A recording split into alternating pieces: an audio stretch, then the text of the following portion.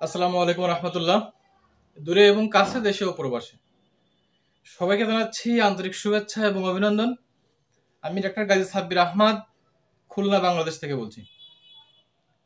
প্রতিনিয়ত আমি homeopathic medicine নিয়ে কথা বলি এবং মেডিকেল শাস্ত্রে আমি কথা বলে যাচ্ছি আজ কয়েক বছর। সম্মানিত বন্ধুরা, আমার এই আলোচনাগুলো অনেকে উপকৃত হচ্ছেন। আমি দেশ এবং দেশের বাইরে থেকে রিং পাচ্ছি, মেসেজ পাচ্ছি এবং আপনারা বলছেন যে এই আলোচনাগুলো অনেক উপকার হচ্ছে আমাদের। যারা শিক্ষানবিশ রয়েছেন তাদের জন্য আলোচনাগুলো একটি লার্নিং হচ্ছে এবং যারা দর্শক শ্রোতা মণ্ডলী আছেন তারা উপকৃত হচ্ছেন এবং জানতেছেন যে অ্যাকচুয়ালি হোমিওপ্যাথিতে এই রোগের ট্রিটমেন্ট রয়েছে। প্রতি বছর বাংলাদেশ থেকে অনেক রোগী যায় ইন্ডিয়াতে, তারা হোমিওপ্যাথিক ট্রিটমেন্ট করছে।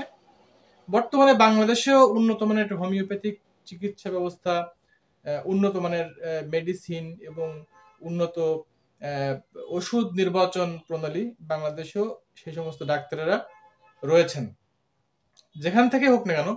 এছাড়াও বাংলাদেশের বিভিন্ন অঞ্চলে আমাদের রেজিস্টার্ড হোমিওপ্যাথিক চিকিৎসক রয়েছেন। প্রত্যেকে বাংলাদেশ হোমিওপ্যাথিক বোর্ড এবং স্বাস্থ্য মন্ত্রণালয়ের যে দপ্তর, সেখান থেকে যারা রেজিস্ট্রেশন প্রাপ্ত এই সমস্ত ডাক্তার রয়েছেন বাংলাদেশের প্রত্যন্ত অঞ্চলে। তো যেখান থেকে আমরা ট্রিটমেন্ট হয় না কেন, আমি বলবো যে হোমিওপ্যাথিক ট্রিটমেন্ট একটি সেফ ট্রিটমেন্ট এবং হোমিওপ্যাথিক ট্রিটমেন্ট একটি ভালো ট্রিটমেন্ট ব্যবস্থা। পাশাপাশি আমরা সকল প্যাথিকে শ্রদ্ধা করি। অ্যালোপ্যাথি দরকার, ন্যাচারাল দরকার, ইউনানি আয়ুর্বেদিক দরকার। আমরা কোনো প্যাথিকে ছোট করছি না, অশ্রদ্ধা করছি না। সম্মানিত দর্শক মণ্ডলী, আমি আমার এই ট্রিটমেন্ট এই জগতে আমি দেখেছি অনেক রোগী অ্যালোপ্যাথিক ট্রিটমেন্ট ব্যবস্থা থেকে উপকার না পেয়ে আমাদের হোমিওপ্যাথিতে এসেছে এবং হোমিওপ্যাথি ট্রিটমেন্ট গ্রহণ করে সুস্থ রয়েছে। আবার আমাদের এই সাইডে হোমিওপ্যাথিতে সার্জারি কেসগুলো আমরা হ্যান্ডেলিং করতে পারি না, আমাদের সার্জিক্যাল যে সাইডটা আমরা স্ট্রং না। তো গভর্নমেন্টের যদি সাপোর্ট থাকে ইনশাল্লাহ আমরা সার্জিক্যাল সেক্টরটাও আমরা স্ট্রং করতে পারবো।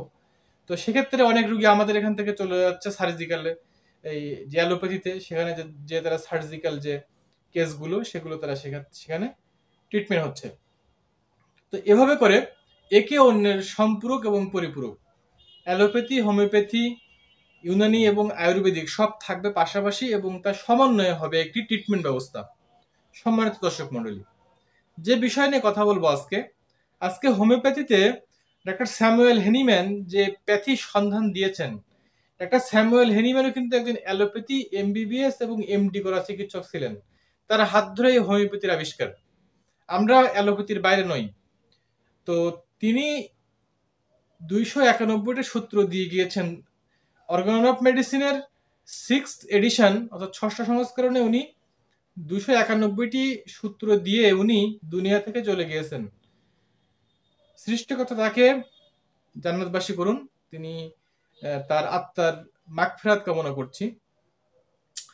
ডাক্তার স্যামুয়েল হ্যানিম্যান তার এই 291 নম্বর সূত্রের প্রথম যে সূত্রটি দিয়েছেন, সেই সূত্রটি হচ্ছে এরকম যে রোগের রিস্টোর করা এবং রোগ থেকে স্বাস্থ্যের পুনঃপ্রত্যাবর্তন করা এবং পুনঃপ্রত্যাবর্তন করে রোগীকে সুস্থ করা। তার ভাষায় the high and only mission of the physician, doctor Samuel Hahnemann বলছেন, the high and only mission of the physician is to restore the sick to health to cure। কথাটা কিন্তু বুঝতে হবে, the sick to health to cure as it is termed। সূত্রটা হচ্ছে the high and only mission, সর্বোচ্চ এবং একমাত্র উদ্দেশ্য of the physician, একজন ফিজিশিয়ানের, চিকিৎসকের, is to রিস্টোর করতে হবে। কি রিস্টোর করতে হবে? আমাদের যে গুদামজাত করি অনেক সময় পণ্য, এরকম এই রিস্টোর মানে গুদামজাত করা। কি সেটা? Restore sick to health to cure, মানে সিক টু হেলথ মানে দুর্বল থেকে স্বাস্থ্যে এবং স্বাস্থ্য থেকে সুস্থতায়, দুর্বলতা থেকে স্বাস্থ্য, আর স্বাস্থ্য থেকে সুস্থতা। তাহলে restore sick to health to cure, এই দুর্বলতা থেকে সুস্থতায় রিস্টোর করতে হবে অ্যাজ ইট ইজ টার্মড, এবং এটাই হবে তার জীবনের একমাত্র লক্ষ্য এবং উদ্দেশ্য। তাহলে তার এই ট্রিটমেন্টটা তার কাজে আসবে। এটা ছিল তার বক্তব্য, প্রথম বক্তব্য। সম্মানিত বন্ধুরা, আজকে হ্যানিম্যানের প্রথম সূত্র নিয়ে আলোচনা করলাম। নেক্সট দিন হ্যানিম্যানের দ্বিতীয় সূত্র নিয়ে আলোচনা করব।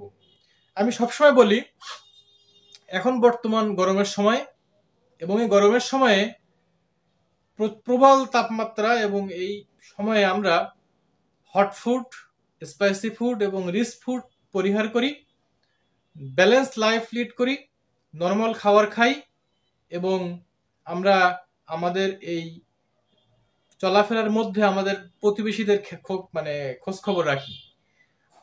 আমাদের প্রত্যেকের সামনে একজন, পিছনে একজন, ডাইনে একজন, বায়ে একজন, 4টা প্রতিবেশী রয়েছে। প্রত্যেকে 4টা প্রতিবেশীর খোঁজ খবর রাখি, এবং নিজেরা ভালো থাকি, অন্যদেরকে ভালো রাখি। নিজেরা সচেতন হই, অন্যদেরকে সচেতন করি, এবং এই সচেতনতার মধ্য দিয়ে হোক আমাদের পথ চলা। আমরা সয়াবিন তেল পরিহার করি, সরিষার তেল গ্রহণ করি, আমরা আমাদের যে খাদ্য খাবারের মধ্যে সবজির মাত্রা বাড়াই দেয়, একটা ব্যালেন্স খাবারে নিয়ে আসি আমরা। পরিশ্রম করতে হবে, ব্যায়াম করতে হবে, পরিশ্রম করতে হবে। কার্বোহাইড্রেট জাতীয় খাবার কম খেতে হবে, ভাত কম খাই, সেখানে সবজির মাত্রা বাড়িয়ে দেই। যারা আমরা শহরে বাস করি, আমরা তো পরিশ্রম করি না, এক প্রকার পরিশ্রম করতে হবে, শরীর থেকে ঘাম ঝরাতে হবে। সম্মানিত বন্ধুরা, সকলের সুস্থতা কামনা করছি। তো আজকে এ পর্যন্তই। পরবর্তী আলোচনা নিয়ে আমি আসবো আগামীকাল আবারও।